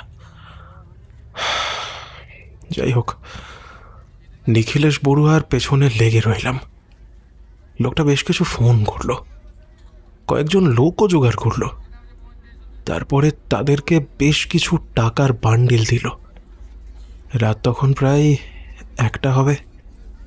নিখিলেশ বাড়ি থেকে বেরোলো, গাড়ি নিয়ে চলে এলো বন্ডি গ্রামের জঙ্গলে। জঙ্গলের ভেতরে ওদের একটা গোপন ঠেক আছে। যে 7 জন লোককে ও টাকা দিয়েছিল তারা সেখানেই ছিল। রাত 3টের দিকে জঙ্গলে ঢুকে ওরা কাজ শুরু করলো। আর ওই 3:30 দিকে জঙ্গলের মধ্যে সেই গর্জনটা হলো। তার আর একটু পরেই প্রাণীটা জঙ্গল থেকে বেরিয়ে এলো। মিষ্টি একটা গন্ধও বেরোচ্ছিল। সে গন্ধটা নাকে যেতেই আমার শরীরটা কিরকম ভারী হয়ে গেল। তারপরে আমার আর কিছু মনে নেই। প্রাণীটা কেমন দেখতে? শশাঙ্ক যতটা দেখেছিল ততটাই বলল। মানিক বলল, আচ্ছা, আপনি কি নিশ্চিত যে রাত 3:30-এর দিকেই ঘটনাটা ঘটেছিল? আমি নিশ্চিতভাবে বলতে পারছি না, তবে ওরকমই হবে। স্ট্রেঞ্জ। 3 নম্বর চেকপোস্টের 2 জন গার্ডও তো বলল ওই সময় বারোগাছা আক্রমণ করেছিল। একই সময় 2 জায়গায় বারোগাছা, 2টো বারোগাছা নাকি? তাই যদি হয় তাহলে তো সমস্যা আরো বাড়ল। আরও কিছুক্ষণ শশাঙ্কর সাথে কথা বলে গতকালের পুঙ্খানুপুঙ্খ বর্ণনা দিয়ে ওরা চিকিৎসালয় থেকে বেরিয়ে এলো। বাইরে এসে অফিসার ঠাকুরিয়া বললেন, ওর একটা বাজে খবর আছে। আবার কি খারাপ খবর? ভুঁইশিলাতে প্রফেসর নীলাম্বর ভট্টাচার্যের কটেজে খুন হয়েছে। ওনার এক কাজের লোক মারা গেছে, বিভৎস মৃত্যু। ওনার কটেজের বাইরে বারোগাছার পায়ের ছাপও আছে। বলছেন কি? এই বারোগাছা সাধারণ মানুষের ওপরও আক্রমণ করছে? আপনি গিয়েছিলেন? না, এখনো যাইনি। এখান থেকে যাব। চলুন, আমরাও যাব। কিছুক্ষণের মধ্যেই 2টো জিপ পৌঁছে গেল ব্লু অর্কিড কটেজের সামনে। কয়েকজন পুলিশকর্মী ইতিমধ্যেই এসে উপস্থিত হয়েছে। ক্ষত বিক্ষত লাশটা দেখে নিয়ে অফিসার ঠাকুরিয়া আর দৈপায়নের সাথে পাঞ্চজন্য ঢুকল কটেজের ভেতরে। প্রফেসর ভট্টাচার্যের ঘরে গিয়ে দেখা গেল উনি একটা চেয়ারে চুপ করে বসে আছে। ভদ্রলোকের শূন্য দৃষ্টি সামনের দেওয়ালের উপরে স্থির। ঘরের দরজার পাল্লায় 2টো টোকা দিয়ে অফিসার ঠাকুরিয়া বললেন, আসতে পারি? মুখ তুলে দেখলেন প্রফেসর ভট্টাচার্য। তারপরে বললেন, আরে আসুন আসুন। মানিকদের উদ্দেশ্যে বললেন, ও তোমরাও এসেছ, কিন্তু যা হয়ে গেল। ঘরে ঢুকে দৈপায়ন পাঞ্চজন্যের এখানে আসার প্রধান কারণটা জানিয়ে দিলেন। সেটা শুনে প্রফেসর ভট্টাচার্য একটু অবাক হলেও কিছু বললেন না। ভদ্রলোকের মুখের হাসিটাও এখন আর একদম নেই। জানি না, আমি কিচ্ছু জানি না, বিশ্বাস করো। কি হয়েছে, কখন হয়েছে, তার কিচ্ছু আমি জানি না। আজ সকালে ঘুম থেকে উঠে আমি হরিকে ডাকি। অন্য দিনে একবার দুবার ডাকার পরেও চলে আসতো, কিন্তু আজ এলো না। তখন বাধ্য হয়েই বিছানা ছেড়ে উঠে ওকে খুঁজতে শুরু করি। কটেজের পেছনের দিকে বাগানে গিয়ে দেখি সে ক্ষতবিক্ষত শরীরে পড়ে আছে, চারিদিকে রক্তে ভেসে যাচ্ছে। ছুটে যাই সেখানে, ওর গায়ে হাত রেখেই তখন বুঝতে পারি যে ও আর নেই। তারপরেই পুলিশকে জানাই। আশেপাশের কেউ এই বিষয়ে কিছু জানে না? অ্যাকচুয়ালি আমার কটেজের কাছাকাছি কোনো ঘর বাড়ি নেই, গ্রাম শুরু কিছুটা দূর থেকে, তাই আমার ধারণা কেউ কিছু জানে না। কিন্তু এত বড় একটা ঘটনা ঘটে গেল, তবুও আপনি কোনো শব্দ পাননি? না, আমি কিছুই শুনতে পাইনি।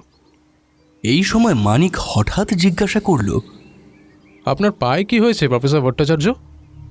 সকলেই এবারে খেয়াল করল প্রফেসরের পায়ে মোটা করে গজ কাপড় জড়ানো। কাপড়টার অনেকটাই রক্তে লাল হয়ে আছে।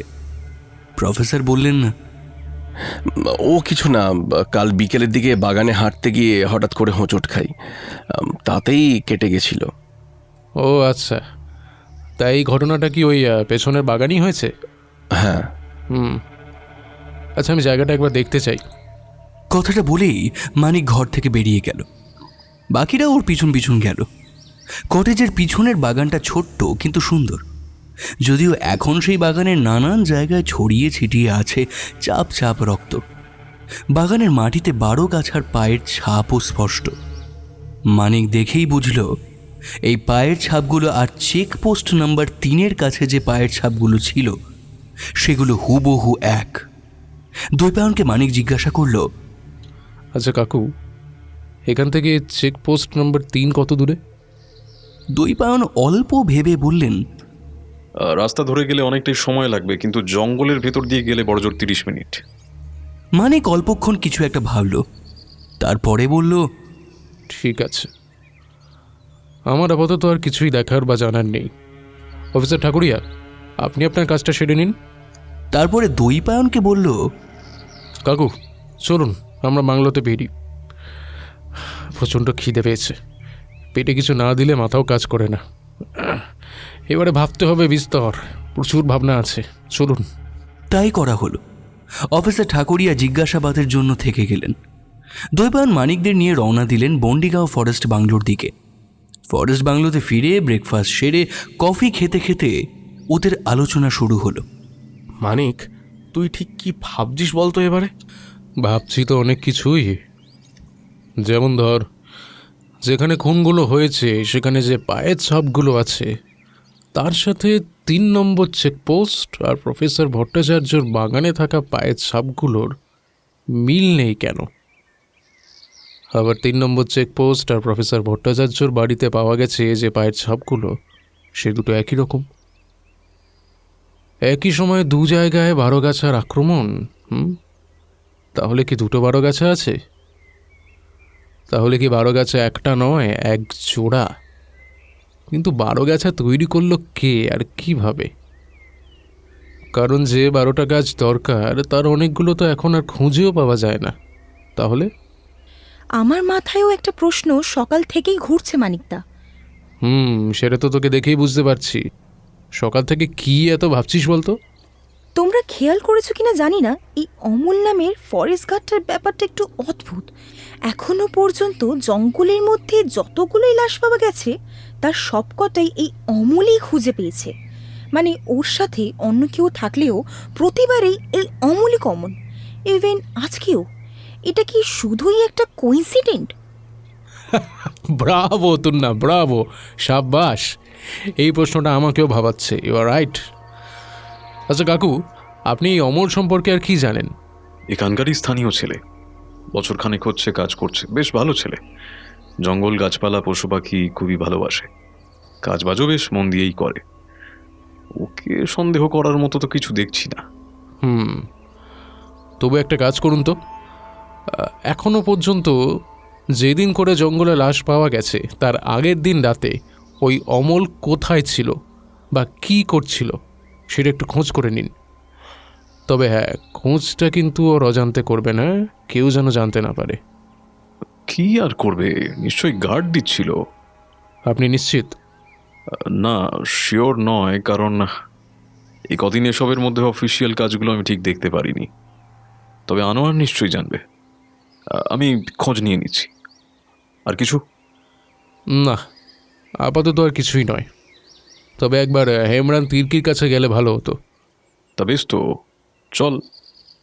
না না, এখন নয়, এখন একটু ভাবার সময়। ওদের কথা শেষ হলো, দ্বৈপায়ন চলে গেলেন। বাকিরা নিজেদের মতো করে পুরো ব্যাপারটা ভাবতে শুরু করলো।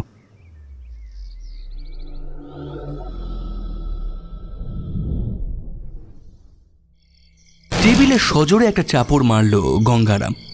ওর দুটো চোখে দাউ দাউ করে আগুন জ্বলছে, মুখের প্রতিটা ভাঁজে তীব্র বিরক্তি। আজ 10 বছরেরও বেশি সময় ধরে ও চোরা চালানের কাজ করছে। ভারতের হেন কোনো জঙ্গল নেই যেখানে ওর দল নেই।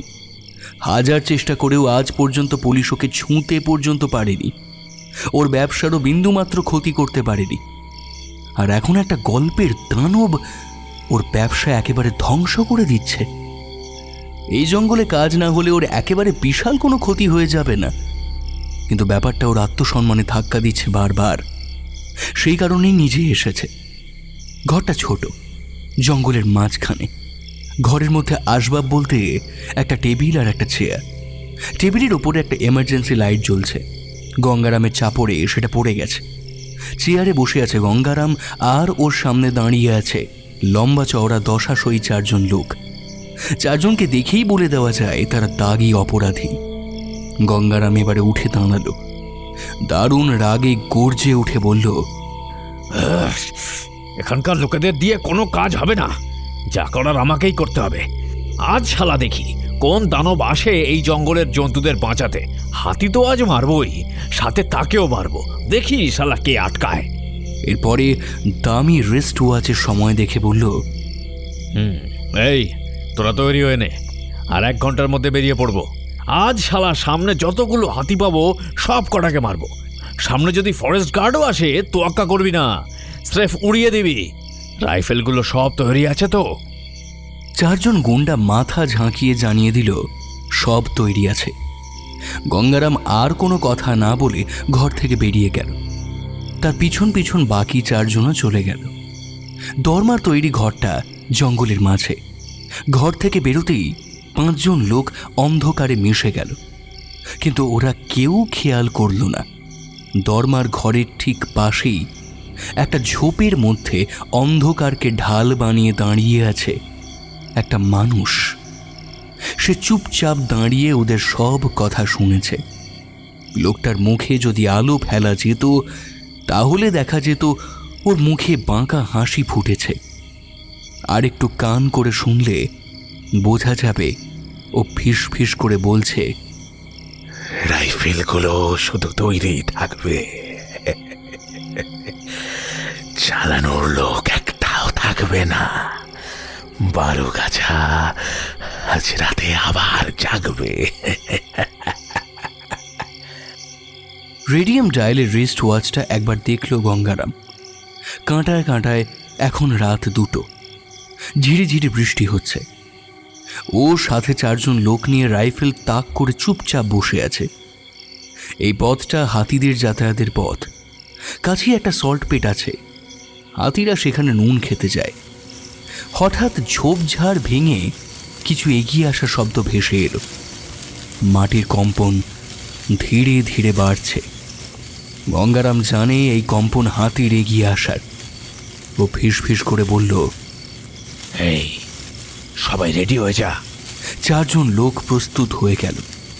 সকলের আঙুল ট্রিগারে চলে গেল। মাটির কম্পন আর ঝোপঝাড় ভাঙার শব্দ আরও বাড়ল, কিন্তু হাতিটা একদম সামনে আসার ঠিক আগেই ঘটল ঘটনাটা। খুব কাছ থেকে বুক কাঁপানো একটা গর্জন ভেসে এলো। গর্জনের ধাক্কায় গঙ্গারাম সহ বাকি 4 জনও কেঁপে উঠল। অন্যদিকে হাতিটাও থতমত খেয়ে দাঁড়িয়ে পড়ল। আবার গর্জন ভেসে এলো। এবারে হাতিটা ভয়ে আর্তনাদ করে অন্যদিকে ছুটে চলে গেল। এরপরে আবার সব চুপচাপ, শুধুমাত্র বৃষ্টির শব্দ। গঙ্গারাম মাটি থেকে উঠে টর্চ জ্বালল। বাকি চারজনে উঠে দাঁড়িয়ে টর্চ জ্বালল। চারজন বেশ অবাক, কিন্তু গঙ্গারামের মুখে বাঁকা শয়তানি হাসি ফুটল। বিড়বিড় করে ও বলল, আয় শালা আয়, এতদিন মানুষ আর পশু মেরেছি, আজ নয় দানব মারবো। এই তোরা তৈরি হয়ে নে, আজ দানব মারতে হবে। ওরা জঙ্গলের এদিক ওদিক টর্চের আলো ফেলতে শুরু করলো, কিন্তু না, কোথাও কিচ্ছু নেই। গঙ্গারাম গর্জে উঠল, এই কোথায় রে শালা? বুকের পাটা থাকলে সামনে আয়, আয় দেখি তোর কত ক্ষমতা, আয়। এবারে আবার সেই রক্তজল করা গর্জন ভেসে এলো, তবে একবার নয়, পরপর 3 বার। গঙ্গারাম কিন্তু ভয় পেল না। ওর রাইফেলও এবারে গর্জে উঠল। ওর দেখা দেখি বাকি চারজনও গুলি চালাতে শুরু করলো অন্ধকারের মধ্যে। একসাথে 5টা রাইফেলের গর্জনে গোটা জঙ্গলটাই যেন নেচে উঠল। কিছুক্ষণ গুলি চালানোর পরে ওরা থামল। গঙ্গারাম হেসে বলল, কি হলো দানব, ভয়েসে দিয়ে গেলি তাই না? কিন্তু কথাটা আর শেষ হলো না, কারণ আবার গর্জন ভেসে এসেছে। এবারে আশপাশ থেকে নয়, এসেছে ওদের মাথার ওপর থেকে। সাথে সাথে ওপরের দিকে মুখ তুলল, টর্চের আলো নিক্ষেপ করল। দেখল গাছের ওপর থেকে ধীরে ধীরে নিচের দিকে মাথা করে নেমে আসছে একটা অদ্ভুত ভয়ানক জীব, সাক্ষাৎ মৃত্যুদূত। এ যে পৃথিবীর জীব হতে পারে না তা বুঝতে ওদের কোনো সমস্যা হচ্ছে না। গঙ্গারাম ভয় পেলেও থামল না। রাইফেল ওপর দিকে তুলল গুলি চালানোর জন্য। ট্রিগারে হাতও রাখল, কিন্তু চাপটা আর দিতে পারল না। তার আগেই একটা উগ্র মিষ্টি গন্ধ ঢেকে ফেলল গোটা জায়গাটা। মুহূর্তের মধ্যে 5টা শক্তপোক্ত লোক কাটা কলা গাছের মতো মাটিতে পড়ে গেল। সাক্ষাৎ সেই মৃত্যুদূত ধীরে ধীরে নেমে এলো। গঙ্গারামের শরীর পাথর হয়ে গেলেও এখনো জ্ঞান আছে। ঝাপসা দৃষ্টিতেই ও দেখল জীবটা একেবারে ওর মাথার কাছে এসে দাঁড়িয়েছে।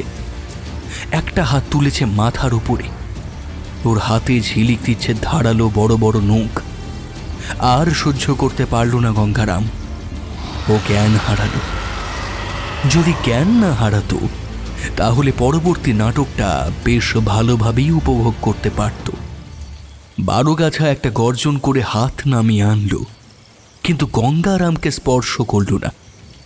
তার জায়গায় ধীরে ধীরে পিছনে সরে গিয়ে বাকি 4টে লোককে পরখ করে দেখল, যেন সে নিশ্চিত হতে চাইছে লোকগুলো অজ্ঞান হয়েছে কি না।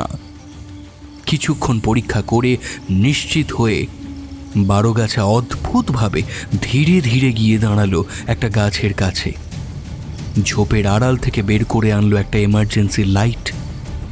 সেটা জ্বালল, বেশ জোরালো আলো। এবারে সেই আলোয় দৃশ্য আরো অবিশ্বাস্য হয়ে উঠল। দেখা গেল বারোগাছা তার মাথার শিং দুটো ধরে একটা টান দিল।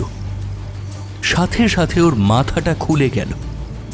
ভিতর থেকে দৃশ্যমান হলো একটা চেনা মুখ, ফরেস্ট গার্ড অমল। ধীরে ধীরে সে বারোগাছার সম্পূর্ণ দেহটাই ভাগ ভাগ করে খুলে ফেলল। সব শেষে 2টো বাঁশের পায়ার ওপর থেকে লাফিয়ে সে নেমে পড়ল। সময় যত এগোচ্ছে দৃশ্য ততই অবিশ্বাস্য রূপ ধারণ করছে। এবারে জঙ্গলে অন্ধকারের ভেতর থেকে এক এক করে বেরিয়ে এলো জনা 10 মানুষ। তাদের প্রত্যেকের পরনের কালো পোশাক, মুখ কালো কাপড়ে ঢাকা। প্রত্যেকের হাতেই ধারালো অস্ত্র। জোরালো আলোর জন্য অস্ত্রগুলোর রূপ বুঝতে কোনো সমস্যা হচ্ছে না। অস্ত্রগুলো দেখতে বাঘ নখের মতো হলেও আকারে অনেকটা বড়, আর নখগুলো একটু বেশি বাঁকানো। এবারে অন্ধকারের ভেতর থেকে বেরিয়ে এলো আরেক ব্যক্তি। এরও পোশাক কুচকুচে কালো। লোকটা নিজের মাথার কালো কাপড়টা সরালো। জোরালো আলোয় তার মুখটা পরিষ্কার দেখা গেল। এই মুখও যে চেনা। X forest officer Syed Hossain. ভদ্রলোকের মুখে এখন আর সেই শান্ত ভাবটা নেই, তার জায়গায় ছোটাছুটি করছে তীব্র নৃশংসতা। ঠোঁটের কোণে থাকা হাসিতে ঝিলিক দিচ্ছে ভয়ঙ্কর জয়ের অহংকার। সৈয়দ হোসেন এগিয়ে গিয়ে বেশ জোরে একটা লাথি মারলেন গঙ্গারামের মুখে। তারপরে তার বুকের ওপরে পা রেখে চিবিয়ে চিবিয়ে বললেন, এই জঙ্গল তোদের বাপের সম্পত্তি নয়, এই জঙ্গল আমাদের জঙ্গল। আর আমরা যতদিন আছি কেউ এই জঙ্গলের কোনো ক্ষতি করতে পারবে না। তোর খুব ইচ্ছে ছিল তাই না এই জঙ্গলের রক্ষককে দেখার? তাহলে দেখ, আজ তার হাতেই মরবি। তারপরে হাতে ধরা অস্ত্রটা তুললেন মাথার উপরে। তারপরে সজোরে নামিয়ে আনলেন গঙ্গারামের বুক লক্ষ্য করে। দৃশ্য আবার পরিবর্তন হলো। একই সাথে বিস্ময়ও বাড়ল অনেকটা। তবে এবারে অবাক হওয়ার পালা সৈয়দের।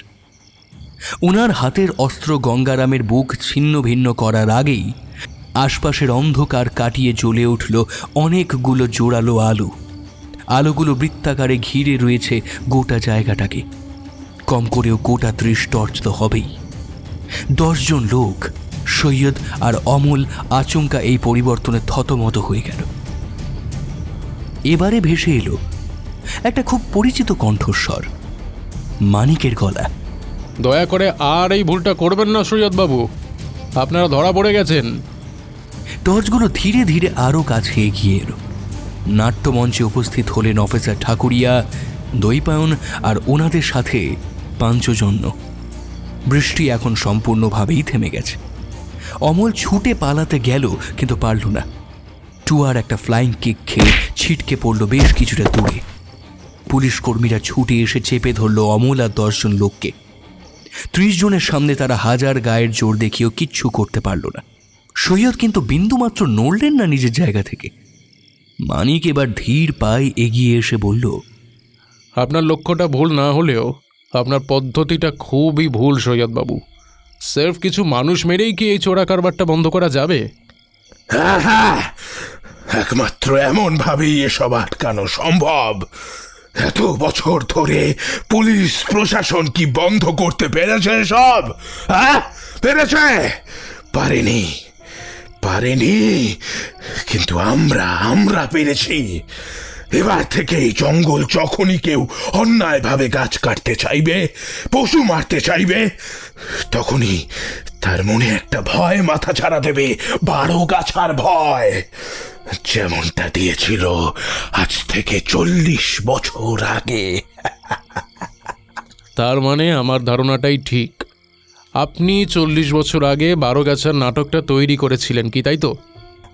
তাতে এই জঙ্গল বেঁচেও যায়। সেদিন 12 গাছা না এলে এ জঙ্গল আর থাকতো না। কিন্তু তোমরা আমাদের ধরলে কেমন করে?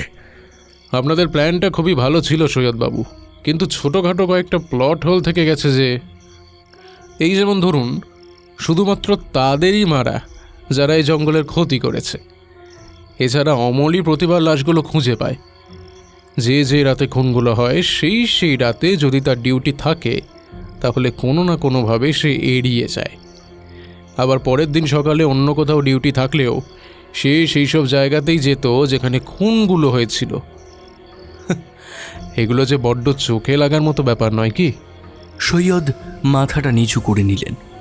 দৈপায়ন বলল, কিন্তু স্যার, আপনি এখানকার বাকিদের কেন এর মধ্যে জড়ালেন? না, আমি কাউকেই জড়াইনি দৈপায়ন। ওরা নিজে থেকেই আমাকে সাহায্য করতে এসেছিল। ওই জঙ্গল ওদের মায়ের মতো। নিজের মাকে বাঁচাতেই ওরা আমার দলে যোগ দেয়। তোমরা চাইলে আমাকে যা ইচ্ছে শাস্তি দিতে পারো, কিন্তু ওদের কিচ্ছু বলো না, ওদের ছেড়ে দাও। তা নয় সৈয়দ বাবু, তা নয়। আইন সকলের জন্যই সমান। এই ক্রিমিনালগুলো যেমন শাস্তি পাবে, তেমনি আপনারাও পাবেন। আপনাদের লক্ষ্য ভালো ছিল, উদ্দেশ্য ভালো ছিল, তবুও আপনারাও খুনি। এরপরেও অফিসার ঠাকুরিয়ার দিকে চোখের ইশারা করল। অফিসার ঠাকুরিয়া বললেন, ওই তোমরা এদের নিয়ে যাও। অপরাধীদের নিয়ে পুলিশ কর্মীরা চলে গেলে অফিসার ঠাকুরিয়া এগিয়ে এসে পাঞ্চজন্য সকলের সাথে হ্যান্ডশেক করে বললেন, তোমরা সত্যিই অসাধারণ। তোমরা না থাকলে এই কেস তো সলভই হতো না। দেখুন, সত্যি কথা বলতে কেসটা কিন্তু সলভ হয়েছে তুন্নার জন্য।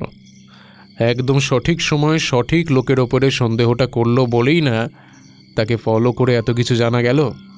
তবে কেসটা কিন্তু এখনও পুরোপুরি শেষ হয়নি অফিসার। তার মানে এখনও রহস্যের সমাধান হওয়া বাকি আছে, আর সেটার জন্য আমাদের সকাল হওয়ার অপেক্ষাটা করতে হবে। আবার কোন রহস্যের কথা বলছিস? সলিউশন এক্স এর কথা বলছি আমি। সেটা না হয় কালকে সকাল হলেই জানতে পারবি। এখনই জঙ্গলে দাঁড়িয়ে না থাকে চল বাংলোতে যাই সকলে। মনে দারুণ কৌতূহল নিয়েই সকলে জঙ্গল থেকে বেরোনোর পথ ধরল। মানিক কিন্তু একেবারে চুপ করে গেল।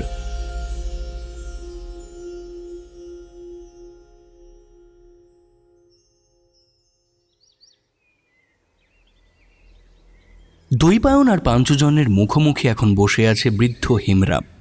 হেমরামের চোখে মুখে আজ ভয় আর বিস্ময়, উল্টো দিকে বাকিদের মুখে কৌতূহল। মানিক বলল, আর চুপ করে থেকে কোনো লাভ নেই, এবারে বলে ফেলুন তো আপনি সবটা। আমার কথা বিশ্বাস করেন বাবু, আমি যা জানতাম সবই আপনাদের বলে দিয়েছি। আর আমি কিচ্ছু জানি না বাবু, আর কিচ্ছু জানি না। আপনি মিথ্যে বলছেন। আপনি বারোগাছা তৈরি করেছেন। না বাবু, না না, আমি কাউকে তৈরি করিনি। আমি কাউকে তৈরি করতে জানি না বাবু। কেমন করে জানবো? আপনিই তো জানবেন, আপনিই জানবেন। আপনিই তো মারাংফা গোষ্ঠীর শেষ লোক, নয় কি? এবারে হেমরামের দু চোখে দ্বিগুণ ভয় ফুটে উঠল। কম্পিত স্বরে উনি বললেন, না না বাবু, না, এসব মিথ্যে। আমি মারাংফাদেরকে... শুনুন শুনুন শুনুন, আর মিথ্যেটা বাড়িয়ে লাভ নেই। আমি কিন্তু প্রায় সবটাই জেনে ফেলেছি। এবারে আপনি একটু সাহায্য করলেই বাকিটাও পরিষ্কার হয়ে যাবে। দেখুন প্লিজ, দয়া করে আমাদের সাহায্যটা করুন। সঞ্জীবনী বুটি, সোমলতা, বিশল্যকরণী, সুবর্ণকরণী, কল্পবৃক্ষ, অমৃতবল্লী, নাগদবনি, চন্দ্রকান্তা, রক্তপুষ্প, দেবকন্ত, বর্ণিশিখালতা ও প্রাণপুষ্প, এই নামগুলো তো আপনি জানেন, কি জানেন না? আপনি আপনি এই নামগুলো... আমি জানি। এবার আপনি সবটা বলুন তো। দেখুন ইমরানবাবু, আমরা জানি যে আপনি এই জঙ্গলকে এখানকার অনেকের থেকেই অনেক বেশি ভালোবাসেন, কিন্তু আপনি কি জানেন আজ সত্যি করে এই জঙ্গল আর জঙ্গলের জন্তু জানোয়ারদের দারুণ বিপদ? আপনার সাহায্যে যে ভয়ঙ্কর দানব জেগে উঠেছে সে তো গোটা জঙ্গলটাকে লোপাট করে দেবে। আপনি সব জেনেও চুপ করে থাকবেন? হেমরাম এবারে বেশ কিছুক্ষণ মাথা নিচু করে বসে রইলেন। তারপরে ধীরে ধীরে মুখ তুলে একটা দীর্ঘশ্বাস ছাড়লেন। বৃদ্ধের দু চোখে এখন জল। একটা দীর্ঘশ্বাস ছেড়ে উনি বললেন, আপনি ঠিকই বলেছেন বাবু। মারাংফা গোষ্ঠীর শেষ লোক আমি। আর আপনি যে কটা নাম বললেন সব কটাই আমি জানি। আমি ছিলাম মারাংফাদের ওঝার বংশধর। এই জঙ্গলে যে কত অমৃতের সমান গাছগাছালি আছে বাবু, তা অনেকেই জানে না। কিন্তু আমি জানি। আপনি যে যে গাছের নাম বলেছেন সেগুলো দিয়েই বারোগাছা তৈরি হয় বাবু। কিন্তু এসব শুধু আমাদের গাঁও বুড়োদের কাছে গল্পেই শুনেছিলাম, কোনোদিন এসব হতে দেখিনি বাবু। আমি বিশ্বাসও করি না যে এসব সম্ভব। কিন্তু এই অসম্ভব জিনিসটাই যে সম্ভব হয়েছে, আর আপনার সাহায্যেই হয়েছে। কিন্তু আমি কিছু করিনি বাবু। প্রফেসর নীলাম্বর ভট্টাচার্য সৈয়দ হোসেনের কাছ থেকে গাছগুলোর নাম জেনে নিয়েছিলেন। মেনেও নিলাম যে কয়েকটা গাছ উনি প্রফেসরকে চিনিয়েও দিয়েছিলেন, কিন্তু বাকিগুলো তো আপনি প্রফেসর ভট্টাচার্যকে চিনিয়েছিলেন, তাই না? দেখুন, আর মিথ্যে বলবেন না। সৈয়দ হোসেন ছাড়া এই এলাকার গাছগুলোর নাম জানার মতো একমাত্র আপনিই আছেন। আর শুধু তাই নয়, গাছগুলোও আপনি চেনেন। তাছাড়া আমরা খোঁজ নিয়ে জেনেছি যে প্রফেসর ভট্টাচার্য প্রায়ই আপনার কাছে আসতেন। হ্যাঁ বাবু, আমি মানছি ওই বাবুকে আমি গাছগুলো চিনিয়ে দিয়েছিলাম, আর ওই বাবু আমাকে বলেছিলেন এসব সত্যি হয় কি না উনি সেটা পরীক্ষা করে দেখতে চান।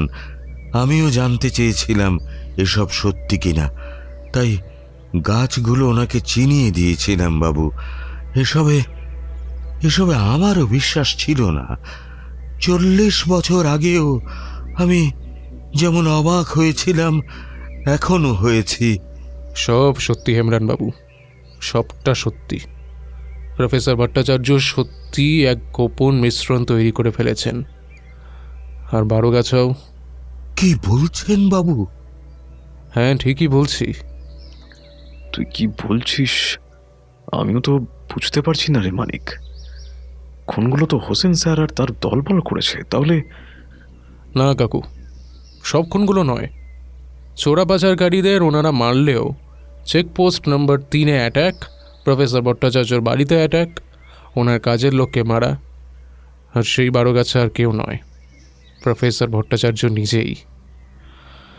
হ্যাঁ, উনি নিজেই সেই বারোগাছা। হেমরানবাবু, আপনি প্লিজ এবার আমাদের সাহায্যটা করুন, প্লিজ। সকলে এবারে অবাক হয়ে তাকিয়ে রইল মানিকের দিকে।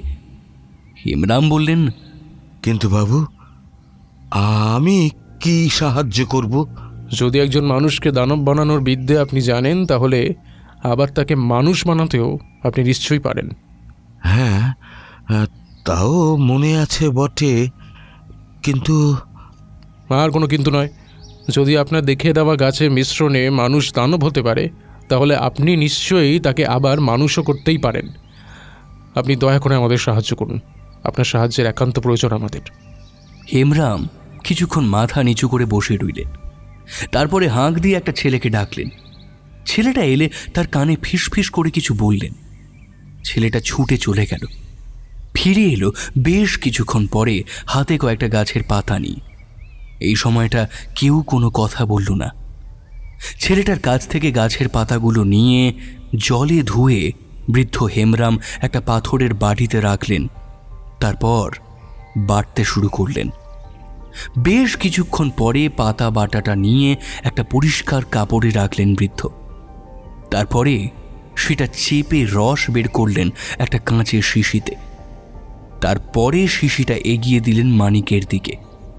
মানিক সেটা নিল, বলল, ধন্যবাদ, অনেক ধন্যবাদ। এটা দিলাম বটে বাবু, তবে কাজ হবে কি না জানি না।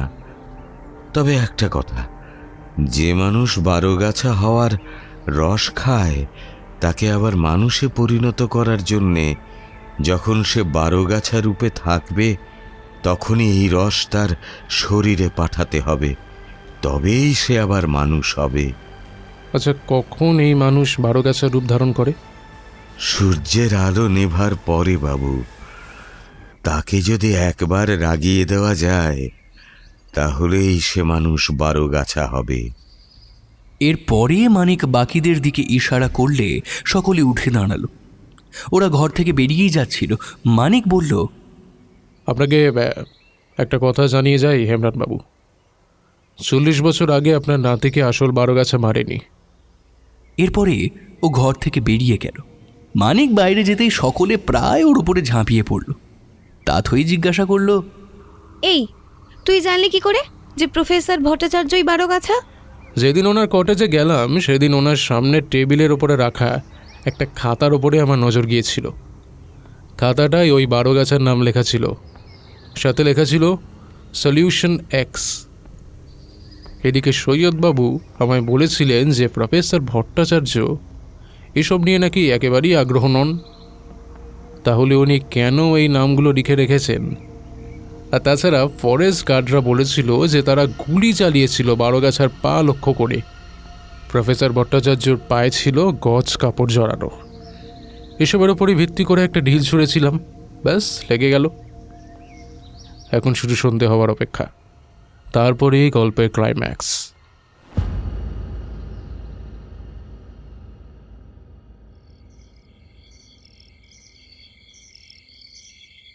এখন সন্ধে 7টা। ব্লু অর্কিড কটেজে বসে আছে পাঞ্চজন্য, দৈপায়ন আর প্রফেসর ভট্টাচার্য। ওরা এখানে এসেছে মিনিট 30 হচ্ছে। ওদের কথা চলছে। প্রফেসর ভট্টাচার্য বললেন, মিস্টার হোসেন যে এমন ভয়ঙ্কর কাজ করতে পারেন সেটা তো আমি ভাবতেই পারছি না। ভদ্রলোকের সাথে কথা বলে কিছু বোঝাই যেত না। মানিক এতক্ষণ বেশ স্বাভাবিকভাবেই কথা বলছিল, এবারে বলল, আপনিও তো কিছু কম জান না। তার মানে? কেন? গোপনে সলিউশন এক্স তৈরি করে ফেললেন আর সকলকে জানালেন যে আপনি সেসবে বিশ্বাসই করেন না। কী সব বলছো তুমি? মানিক এবারে উঠে দাঁড়িয়ে বলল, বেশ, সরাসরি বলছি, আপনি তো আসল বারোগাছা, কি তাই তো? কাজের লোকটাকে তো আপনি মেরেছিলেন, কি ঠিক বলছি তো প্রফেসর ভট্টাচার্য? প্রফেসর ভট্টাচার্য এবারে অগ্নি দৃষ্টিতে তাকালেন মানিকের দিকে, বললেন, একদম ফালতু কথা বলো না, আমি কিচ্ছু জানি না। আপনি জানেন প্রফেসর, বৃদ্ধ হেমরানের কাছ থেকে গাছগুলো চিনে নিয়ে সেগুলো মিশিয়ে আপনিই তৈরি করেছেন সেই গোপন ফর্মুলা, আর সেটা প্রয়োগও করেছেন নিজের ওপরে। না না না না, সব মিথ্যে, আমি কিছু তৈরি করিনি। প্ল্যান করাই ছিল। এবারে বাকিরাও এসে ঘিরে ধরল প্রফেসর ভট্টাচার্যকে। দৈপায়ন চেপে ধরলেন প্রফেসরের কাঁধ। মানিক ক্রমাগত বলে চলল, আপনিই তো বারোগাছা, আপনি সেই প্রাচীন দানব, কি তাই তো? আর ঠিক এই সময় ঘটল মহাভয়ঙ্কর ঘটনাটা। প্রফেসর ভট্টাচার্য হঠাৎ প্রচণ্ড একটা চিৎকার করে উঠলেন। তারপরে সকলকে ধাক্কা দিয়ে ফেলে দিলেন বেশ কিছুটা দূরে। মাটিতে পড়েই সকলে দেখল প্রফেসরের দেহ একটু একটু করে বদলে যাচ্ছে। একটু একটু করে একটা মানুষ পরিণত হচ্ছে পৌরাণিক একটা দানবে। মানিক এক লাফে উঠে দাঁড়ালো। ওর পকেটে ইঞ্জেকশন রেডি করাই আছে। সেটা বের করে ও ছুটে গেল বারোগাছার দিকে, কিন্তু কাছাকাছি যেতেই বারোগাছা প্রচণ্ড একটা ধাক্কায় ছিটকে ফেলে দিল মানিককে। তারপরে লাফিয়ে গিয়ে বসলো তার বুকের উপরে, 2 হাত মাথার উপরে তুলল। টুয়া এতটুকু সময় নষ্ট করল না, একটা কাঁচের গ্লাস ছুঁড়ে মারল বারোগাছার মাথায়। আঘাতটা পেয়ে সে আরও রেগে গেল। তারপরে একটা গর্জন করে তেড়ে গেল টুয়ার দিকে। মানিকও উঠে পড়ল সাথে সাথে। ইঞ্জেকশনটা তুলে নিয়ে একটা মোক্ষম লাফ দিয়ে পড়ল বারোগাছার ঘাড়ে, আর তারপরেই ইঞ্জেকশনটা তার ঘাড়ে গেঁথে দিয়ে চেপে দিল। বারোগাছা এবারে প্রচণ্ড আর্তনাদ করে উঠল। মানিককে ছুঁড়ে ফেলে দিল কিছুটা দূরে। তারপরে মাটির ওপরে পড়ে গিয়ে দারুণ যন্ত্রণায় ছটফট করতে লাগলো। একসময় ধীরে ধীরে সেই দানবীয় রূপ কমতে কমতে মানব রূপ নিল, আর প্রফেসর ভট্টাচার্যর শরীরটাও কাঁপতে কাঁপতে শান্ত হয়ে গেল। দৈপায়নে এগিয়ে গিয়ে প্রফেসরের নার্ভ চেক করে বললেন, অজ্ঞান হয়ে গেছেন। সকলেরই বুক থেকে একটা দীর্ঘশ্বাস উঠে এলো।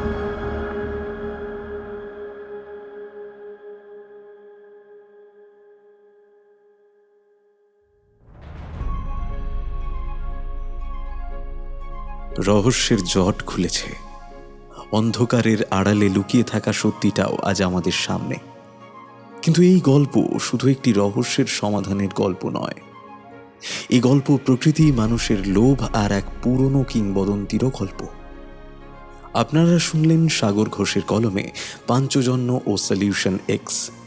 আজকের পর্বে সূত্রধার দৈপায়ন বসু ও থেংরু চরিত্রে আমি কৌশিক, কথক শুভঙ্কর দেবনাথ, মানিক নীল চক্রবর্তী, বাপন সৌমিক দাস, টুয়া অধ্যায় সাহা, তুন্না সুইটি সোনার, তাথই তানিশা দাস, সৃজয় কুন্তল ভট্টাচার্য, মল্লিকা দিতিপ্রিয়া রায়, অমল পার্থ মুখার্জি, আনোয়ার ও অফিসার ঠাকুরিয়া রনিত চ্যাটার্জি, নীলাম্বর ভট্টাচার্য, সঞ্জীব সরকার, অখিলেশ বড়ুয়া, শুভদীপ নাথ, মাধবী ঐন্দ্রিলা, নিখিলেশ, শুভঙ্কর দেবনাথ, হেমরাম তির্কি, উৎপল সরকার, সৈয়দ হোসেন, কুন্তল ভট্টাচার্য, গঙ্গারাম, পার্থ মুখার্জি, রণজিৎ, কুন্তল ভট্টাচার্য, সুরজ রনিত চ্যাটার্জি। এছাড়াও বিভিন্ন চরিত্রে আসঞ্জন, শুভঙ্কর, নীল ও সৌমিক। আজকের গল্পের আবহ নির্মাণে শুভজিৎ বটব্যাল, প্রচ্ছদ নির্মাণে প্রীতম দেব।